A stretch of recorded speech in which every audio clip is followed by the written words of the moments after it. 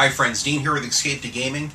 Many of us have seen a lot of these great compilation videos of, I think of like Metal Jesus' top 10 hidden gems on the PlayStation 3 or Xbox 360, and I really enjoy many of those compilations, as I'm sure a lot of you do as well. And I've been thinking about compilations lately, and I just did one of my top 25 favorite games of the last few generations. But I thought I'd touch on some what I think are great games, underrated games. Some of them were probably started off as AAA games, but for whatever reason they got panned or they got mixed reviews. Sometimes it's because of political correctness. Sometimes a game is just slightly out of date. If it had come out a couple years earlier, it probably would have been a huge hit. But for whatever reason, these games are not loved by a lot of people, but I think they're great games and they're worth looking at and playing. Taste is fairly subjective. There's many AAA games that I'm not a big fan of, including some of the Halo games, but I take nothing away from my friends that love those games and enjoy them. So I thought I'd go down the list. I have a total of 10, and I'm going to focus just on the PlayStation 3 and Xbox generation, on the 7th gen games, and then I'll be doing more of these over, going back over the last gen of the PS2 and Xbox as well, and the PlayStation 1 also. But for right now, here they go. Now, this is an unusual game. I remember buying this for the Xbox 360, and I wasn't thrilled with it at the time because I had so many other AAA games I was playing. But I just bought it again recently, and I've been playing it. That's Shellshock 2 Blood Trails on the PlayStation 3. It's a very unusual game it takes place in the Vietnam War. Now, I love the original Shellshock that came on the original Xbox and PlayStation 2. And in fact, I just got that recently, and I love the game. It's a fairly realistic third-person shooter. This is an FPS game, and it takes place in Nam, but they introduce this like a special virus that infects the soldiers. The CIA is, playing around with these chemical weapons, and it turns a lot of the soldiers on both sides into zombies. So it starts off like a fairly generic first-person shooter that takes place in Vietnam. That alone has my attention. We don't see a whole lot of games on the last gen that took place in Vietnam, so I welcome that. And then eventually, all of a sudden, the story kind of evolves, and there's like a full-blown infected zombies that come out of the woodwork at you, and it's a very unusual game. It's a little clunky, and their graphics are kind of a mixed bag. Sometimes they look really good, and they really capture the lighting and creepiness really well. And other times it looks a little simplistic and fairly poor textures, but overall, I'm still working on this game. I've had so much fun with Shellshock 2 Blood Trails. I can't recommend this game enough. It's really gory. I mean, you can take the gun and you can blow off their limbs, their heads. Wonderful headshots, really over-the-top gore. It's just creepy, very atmospheric, really eerie lighting. It's a very dark story and dark film. There's a couple endings. You can end the game a couple different ways depending on the choices that you make in the game, especially later on. It's not a great game. This is probably one of the least popular games I'm going to have in my list, but I really like it and think that it's very unique and creepy as hell, and would highly recommend Blood Trails, or Shellshock 2 Blood Trails. The next one is also a PlayStation 3 game, and I would go out and get a PlayStation 3 just to get this, and that's Twisted Metal. In fact, I had planned and had told my wife back when this was coming out on Valentine's Day, I think it was 2011 or whenever it came out, and I said, I'm going to have to get a PlayStation 3 now because the Twisted Metal is coming out right after Christmas. So the rumor got around, and my father-in-law ended up buying me a PlayStation 3 because he has one and loves it and was surprised I didn't have one. But anyway, this Twisted Metal game, it wasn't very well received. I think that the car combat games are a little bit out of date now. They aren't as popular and as they used to be, back on the PS1 days with the original Twisted Metal, or Roadkill on the PS2, or Twisted Metal Black, or Twisted Metal Head-On, which I love as well. So I was excited about this for the story mode and the single-player element only in it. Unfortunately, it had lots of issues with the multiplayer part of it. I don't know if it was the servers or what. I remember following David Jaffe at the time on Twitter, and he was apologizing vehemently up and down. Oh, I'm sorry, we're having problems with the servers. We're going to try again tonight. And I think that's why the game got poor reviews, because a lot of it was based on multiplayer, which is so popular now. And they had the same thing in the game Rage as well, the same kind of similar car combat. So I have played the multiplayer, and it's not bad. It actually was fun, and I didn't have any issues with it at the time, but I had played it a couple months after they probably patched it and fixed it. And I don't really like the story mode. It's just deviates so far from the roots of the series, in my opinion. But what I do love, and I've mentioned this before in other videos, is the challenge mode. The challenge mode, you can go in and tailor-make a kind of like single-player levels, but against bots. So you're playing, if you want to play just against 2 enemies, you can, or 10 enemies. You can play against multiple different ways of playing the game, which is really cool. Multiple loadouts of weapons. You can customize your car. You can pick, a sidekick that goes with you that shoots a shotgun out the window, or has a machine gun that he shoots out the window. So the game has a really steep learning curve. It took me a good 4 hours to really get acclimated with the controls. I mean, it technically uses every button on the PlayStation 3 and then some. There's a tremendous amount of button moves to go through. What it does have is a wonderful tutorial. You can just go through and play the tutorial, and it shows you every combination of moves. And if you just do that, it's a lot of fun, and it walks you through how to play the game. The game, you can pick small maps, large maps, maps that are connected, multiple different ways, kind of like the waves of enemies, or like I said, you can pick out just 5 or 10 enemies until you beat them and the game is done. It has like 3 or 4 different ways to play it within the challenge mode, but it's highly fun, highly addictive, really cool maps, excellent areas. Some of the best heavy metal music, or music in general, I've ever heard in a video game is in this game. In fact, I got copyright flagged for the music, and it had to take a video down. I was doing a split screen. And by the way, the split screen is incredible. Wonderful graphics, killer explosions. There's really a high degree of polish that is in this game.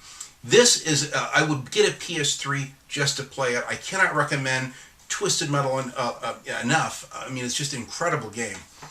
You can see my wife got me this t-shirt for my birthday, which I opened up with my PlayStation 2, and I love this shirt. It was a real surprise. But the next game on my list is a very unusual game, but it's one I really like. Now, I love third-person shooters, and I've played a ton of them, but I was really enthralled with the Sabotage from Pandemic Studios, which did Mercenaries and a whole bunch of other games as well. I think they did the one with the Martians, with the aliens, to destroy all humans, I believe, as well. But the Sabotage, sadly, was Pandemic Studios' last game. This is a delightful game, a wonderful game. It's very adult. It has there's like strip clubs in France during World War II, and the Nazis occupy Paris, France, and that's where the game takes place. Everything is in black and white with little hints of color here and there, like with the lights in the windows and the red and the Nazi flags and what have you. And it's a very kind of a eerie, kind of like a film noir kind of feeling to it. Very dark and atmospheric. And then as you free and do the missions and free certain areas on the map in Paris, it releases this beautiful color, pours back into that region of Paris as you work with the underground to take back Paris. And it's a gorgeous concept. One of the nicest and most fun third-person shooters. It's an open world. It's kind of like a World War II GTA game. And instead of the cops coming after you, you have Nazis. So instead of the stars like you'd see on GTA, you'd have these, these Nazi alarms, they call them. And there's like different levels of the alarms. At first, they're just the Nazis coming after you, little jeeps and cars. Later, they're coming after you with tanks and armored vehicles. And then finally, they even have these Zeppelins with cannons that fire from above, almost like you'd have with the helicopters in GTA. Very cool, really cool platforming too, kind of like Assassin's Creed. You can scale and climb almost any building, including the Eiffel Tower, which is enormous and fun to climb. Later you can go and you can play the game where you get XP by taking down installations and propaganda posters and speakers that broadcast Nazi propaganda. Each one of those that you take down, it builds you XP so you can level up. So before you do a lot of the main missions, you can just spend hours and hours having fun in the countryside, destroying everything in sight. It even has a mode where you can see all of the strippers nude, or at least topless, inside these brothels and these strip clubs back in the day in France. A really cool, unique game. Highly recommended. You can probably pick it up for the cost of lunch. Is the Sabotage. Definitely check this one out. The next one is a game that I think is unfairly hated, and I really loved it because I love the 2010 original one, and that's Medal of Honor Warfighter. Now, the 2010 one made one of my favorite games of the year, or one of my favorite games of that generation. But this one, I like almost as much. But what's nice about it is that, and I don't see, people say, oh, it's buggy as hell. I have never seen any bugs in the game. I've gone through the missions. I've replayed several of the missions all the way to the end. I've never seen a problem with the game, other than a couple AK-47s clipping into a metal railing I did see in one of the latter levels. But other than that, the game plays wonderful. It has some really gritty realism. The story is kind of bizarre. It's very convoluted. You're playing as all these different special forces, and eventually, near the end, it all makes sense. It comes together. But a lot of people lost interest before they finished the story and gave up on it. So you can play it for the story mode. I don't think the story is near as good as the 2010 one, but the realism, it has these really cool little skull icons when you get a headshot that appear over the heads of the enemies. Lots of really neat things that I had never seen in other FPS games like Battlefield or Call of Duty. I think it's a very polished game, wonderful driving, on-rail sections as well. There's one section where you're in a car and you get to drive around almost like stealth and hide out of view while you're being searched for. It's very cool, really cool vehicle sections, very realistic lighting effects, graphics, water effects, everything. I really have had a tremendous amount of fun with this. I think political correctness, because of the military and America being so gung-ho, I think that's really what shot it down by a lot of reviewers, that their political beliefs aren't aligned with those of the people that perhaps made the game. But it's a wonderful shooter if you like modern shooters. I like this one better than I do, frankly, the Modern Warfare series from Call of Duty. So I wouldn't dismiss this game. It's a really cool and what I think a very polished FPS game. Don't play it so much for the story, but just play it for the action. It's really a lot of fun.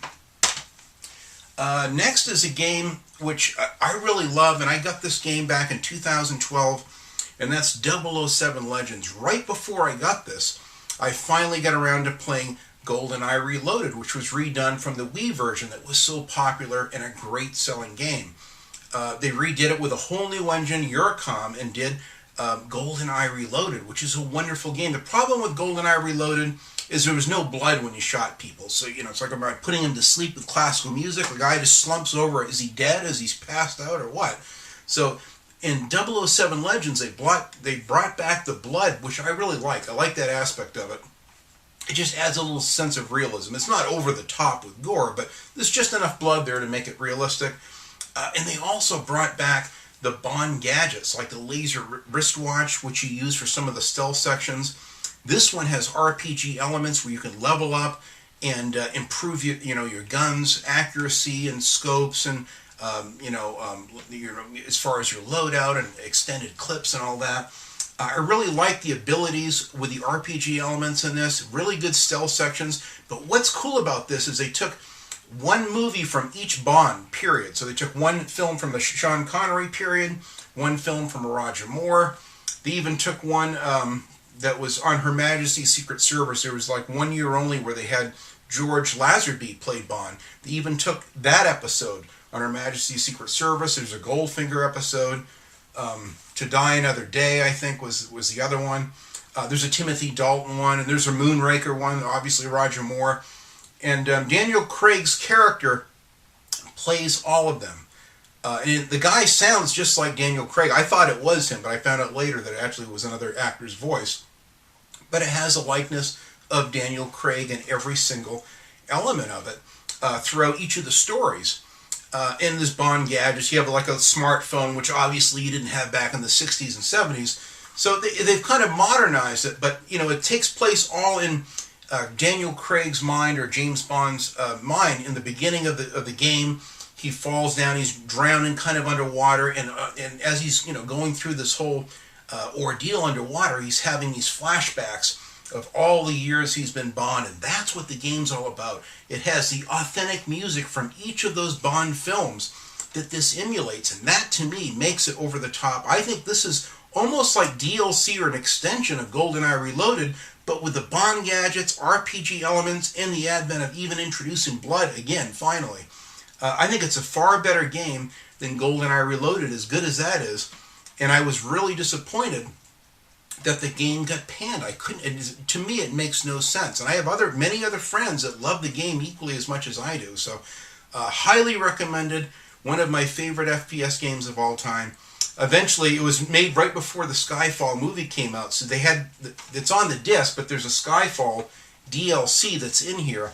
And then once you download that, it's free. It's a free download as you already bought the game, which is nice. They don't charge you for extra DLC. So you get to even play Daniel Craig in the new Skyfall mission, which is the last one, which I actually haven't played yet because I played this before the Skyfall movie came out, so I've yet to finish the Moonraker level, which is the last level, and then I have the Skyfall mission, but highly recommended. I don't understand the hate for it. It's a really authentic Bond experience, even has some of the Bond women and their likenesses as well. Very cool. Now this one has been really hated by a lot of people, and I think for erroneous reasons, and that's Call of Juarez The Cartel. And I mentioned this before. I did one of my early rants. I did a Guilty Pleasures rant, and I listed this as one of my favorite games. I think I even reviewed this a long time ago. I love this game to death. I've even replayed it on hard, picked out my favorite levels. I've even played it co-op from a friend of mine from across the United States. It's a wonderful, cool game. What's cool about it is it deviates. First off, I'll discuss the elephant in the room. Get a drink first. The elephant in the room is the fact that it deviates from the Old West. When people think of the Call of Juarez, you think of the first one, or Bound in Blood, which I have both of them. They're wonderful games. But Call of Juarez The Cartel, it's like the grandson of the main character, McCall or whatever, that's in the Bound in Blood. And you can tell it has some Old West, tie-ins with those characters and stories, but it's like, it's a stretch, obviously. Although there are sections where it returns to an Old West town at the rim of the Grand Canyon, and you're down at Mexico on the border. So there's a lot of, the vibe and feel of a kind of a contemporary Western. That's why I think it works. What's neat about it is you can play as three kind of anti-heroes. So there's a crooked cop, kind of a crooked FBI agent, and a DEA agent. So you have three different characters you get to play between. Each one has their own attributes. That in itself makes it unique. So one person's really good with 6-shooters and handguns, and that's this guy right here, this main character. You can play as him. There's another guy, Eddie, this Mexican fellow that he's I think he's DEA, and he is really good with like twin Mac 10s or Uzis or whatever. He's excellent with machine guns for close quarters. That's awesome.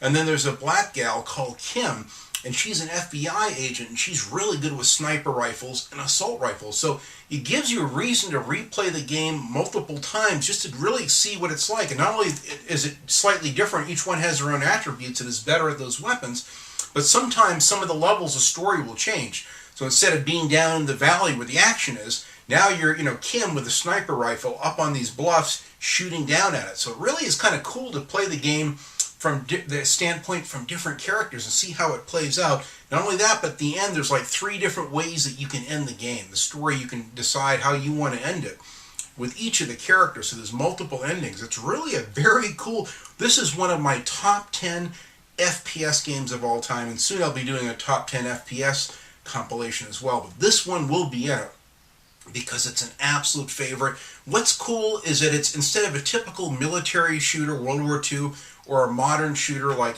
the Call of Duty Modern Warfare series, it's an urban FPS. So you kind of like in the South Central Los Angeles with the gangs, with Uzis kicking in doors with a bulletproof vest on. When no one's looking, you can steal money and cash and drugs.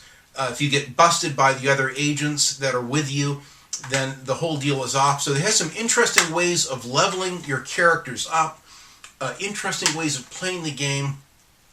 It's parts of it that take place in like downtown LA, parts of it up in the high Sierras, parts of it down the Mexican border, including an epic tunnel that goes under the Mexican border and pops up into this ranch down in Mexico. Excellent shootouts, over the top, lots of destructible environments, cars blowing up. It's a really violent, in-your-face. Political correctness brought this down too. Partly, I think, because it portrays the stereotypes of gangs in South Central LA with the hoodies and the Mac 10s and the gang signs and the graffiti and all that. But frankly, it's authentic, and the fact that you can play as a white guy, a Mexican dude, or a black chick, it takes the racial element completely out of it. So I don't see the issue with it, but I think that's why it got panned. It's made by Techland that made Dead Island, so it has that chrome engine in it, which it has some interesting blurring effects, kind of depth of field effects. Some people like it, some don't. I personally like it. The game also has excellent driving sections where either you or your partners can drive, and you can lean out the window in a first-person view with an Uzi while you're driving down the street, shooting everything in sight. So there's wonderful car chases and on-rail sections, which are wonderful with this game. I love this game. It's one of my favorite FPS games. I can never understand the hate with it. Juarez The Cartel. The next one is another one that's been hated by a lot of people, but I personally like it. Jeff Gertzman got called on the carpet for reviewing the first one, and his second review wasn't very nice either. And that's Kane and Lynch 2, Dog Days. Now, I love movies like The Town and the movie Heat with Michael Mann. Those really gritty, realistic, kind of urban shootouts with cops and robbers. This game gets it right. Now, I never played the multiplayer, which supposedly was pretty good, kind of a cops and robbers deal. But just the single-player story is really realistically portrayed, kind of like this lots of lens flare and shaky camera. Now you can actually toggle off the shaky camera so you don't get too nauseated playing it, and it still has the lens flare and a lot of the special effects, which give it that kind of a home documentary feel to it. But the action and shootouts in this are incredible. Wonderful destructible environments, like a Chinese restaurant. You're spraying, machine gun bullets everywhere. It chews up the woodwork and the seating and the whole interior of the restaurant or office buildings. And you're in, these heavy, malls and areas with lots of glass and windows and shops and retail centers. And you're just watching your bullets chew up everything in sight and all the glass cases. That's what I love about it. It really captures the realistic shootouts that you get, with cops and robbers. It's over the top with language and torture scenes. It's a very graphic film, or a game, I should say. It's kind of done like a film. It's a fairly short game. It took me 2 evenings to beat it. The ending of it is a little abrupt, I will admit. Not the greatest story or ending, and frankly not overly likable characters, either one of them, but still a tremendous amount of fun. Multiple weapons, many ways to play it. I really like this Dog Days a lot. I've gone back and replayed my favorite levels over and over in this. Now another one, this is the only racing game that I have other than Twisted Metal, which is more of a car combat game, and that's Need for Speed The Run. This is, and I've played all of them since the very first 3DO and PS1 Need for Speed game. But of all the Need for Speed games, Need for Speed The Run, I think it came out 2012 or 13, is my favorite game. I love this game. It really captures, now lately they have the new game The Crew, which is very popular because it has a wonderful portrayal of crossing the United States. That's what this game does, but in a more linear fashion. You can't, it's not an open world, it's a very linear setup, but you start off in San Francisco, you work your way through the Central Valley of California, you go through the mountains, down into the desert to Las Vegas, over the Rocky Mountains with snow and avalanches, down into the Great Plains states, and then into the wonderful autumn leaves and areas of New England and upstate New York and all that.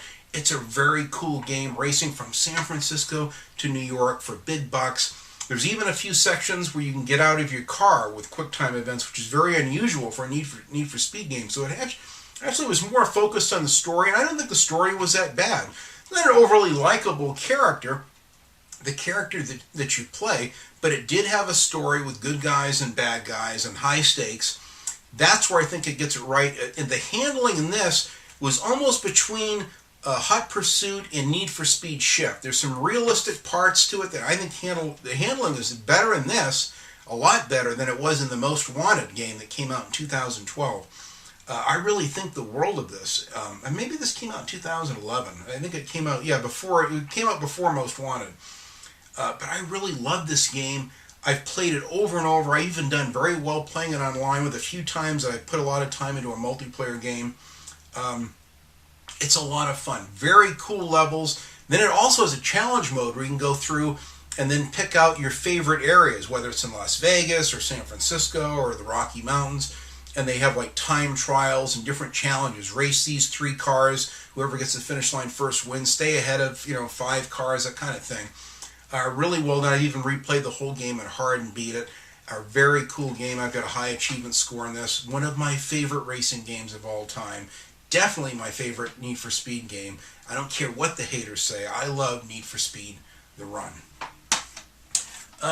The next one, which I mentioned in my top, this one actually made my top 25 list, as well as the Twisted Metal game, the top 25 games of the last 3 generations. But I'll mention it one more time, and that's the Bureau XCom Declassified, an absolute wonderful adventure that takes place in 1962 with these FBI agents that are kind of like the X-Files. They're there, to stop any alien invasions, to keep the public from, finding out about what's going on with an alien invasion across the United States. I pre-ordered this, so I got some extra DLC. They had some extra levels in like Northern California that you get to play, which are really cool. And I have a new DLC that I downloaded as well and paid for. I just haven't played it yet. But very, very stylized game. Unfortunately, 2K Marin went out of business because the game didn't sell well. I actually prefer this better than the original XCOM Enemy Unknown games, which are very popular. I think the graphics look better in this, instead of being more of an isometric top-down deal like the other XComs, which are wonderful strategy games. This is very similar, but you actually can be down kind of in the ground in a third-person capacity with your men up close and personal to the aliens and the invasion, and you get to use some of their alien technology against them. Really cool levels. There's like a central hub where you get to do all these missions and side quests and things and discover clues about what's going on. It's very atmospheric, great music, really cool art direction, very vibrant, kind of eerie lighting and music. The game could have been better in some respects if they had definitely more time in it. I think it could have been even more polished, but overall it's a solid experience. I didn't notice any game bugs or glitches in it. It plays wonderful. It's one of the finest squad-based tactical shooters I've ever played, next to the original Freedom Fighters on the original Xbox and PlayStation 2. But I love the Bureau XCOM Declassified, rich with heavy style and action, in a very unusual setting. That's one of the things that makes it cool, is the fact that it takes place in the early 60s with the 60s cars and music and signage and graphics and the kind of the phobias that were very prevalent at that time with all the monster movies and flying saucers and all that. There were a lot of paranoia back then. That's where that game gets it right. Let me get a drink and we get on to the last game. Last game has also been panned. It has people that like it, and a lot of people don't like it.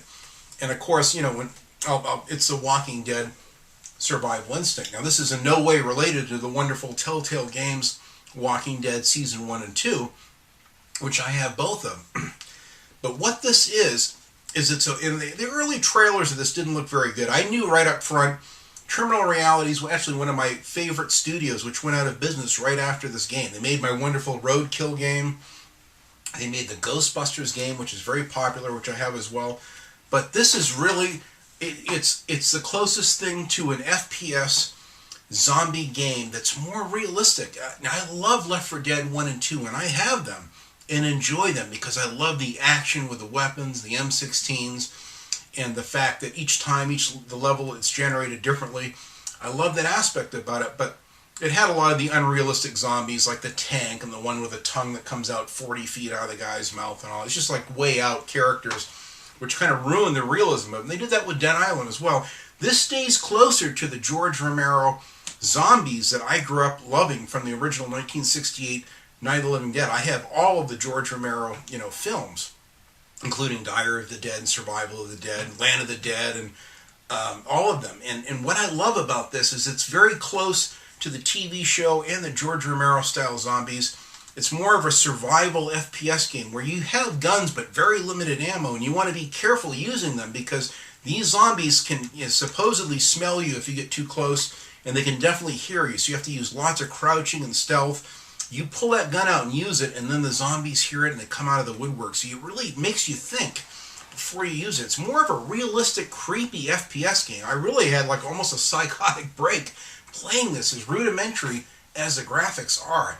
What's cool about it is you play as Daryl and Meryl, and it actually has their likenesses and voices in the game. The story is kind of a throwaway story overall, but it is fun to hear Daryl's voice and Meryl's voice. You see Meryl later in the game, and what's cool is in each town that you go through, you scavenge for gas and goodies and parts and ammo and food and med kits and stuff like that. And at the same time, there's people that you'll meet up on rooftops. Some of them you might not even see, but if you take the time to explore, you find people. You can do side quests for them. Some of those side quests will give you helpful things that you'll need to get out of that town or get to the next level. Then you can you have the option of taking the people with you on your quest. So you start off with a pickup truck that can only take one other passenger with you. You have to pick and choose. Okay, I'll pick this guy because he's good with guns, but this fellow here is good with scavenging. Maybe I can use him and he'll scavenge more items. And then you have an option of taking the back roads, the main roads, or a really roundabout, way of getting there. So it's like 3 different paths that you get to choose from getting from point A to point B. So you have this cool map, different towns, so that really promotes replayability just on how you can play the game. Some of them you're just scavenging for gas. You run out of gas, you got to push cars out of the way, you got to fend for yourself, and while you're pushing the cars out of the way, get back, get some gas, get back in your car and get to the next town. Other ones, you're in a whole town for an hour or so just scavenging for stuff. Some are at nighttime, some are at the daytime. Later you get a really cool crossbow, which is excellent for stealth. I think this game gets it right. This is also one of my top 10 FPS games of all time. I absolutely love this game. I don't understand all the hate. I haven't seen any bug issues with it. The graphics are a little bit stale, obviously. They certainly could have been better. It's not a AAA production. Perhaps the game was even rushed. But I love zombie games, I love zombie films and TV shows, and I really think that this is a good Walking Dead experience that's close to the show, the essence of it, of creeping around, being quiet. It really captures the fear and atmosphere, being in dark stores. You can hear them moaning and groaning. You can knife them, get up behind them with like an instant kill melee shot, which is really cool. Great lighting at nighttime with a flashlight and stuff. It's really creepy. I love The Walking Dead Survival Instinct. So that's my final game. That's my list of my top 10, hidden gems or kind of underrated games that I think that are either grossly panned by reviewers that really weren't given a fair shake, because there's tremendous fun in all 10 of these games. I've played them over and over. I love them, and they're kind of go-to games. So I hope you enjoyed this. I'm going to be definitely doing more of these, my top 10 driving games and racing games and FPS games and third-person games, shooter games. I'll be doing some other compilations as well. So I hope you enjoyed this, guys. Thanks for watching, and enjoy your games, whether hidden gems or the AAA titles. Thanks.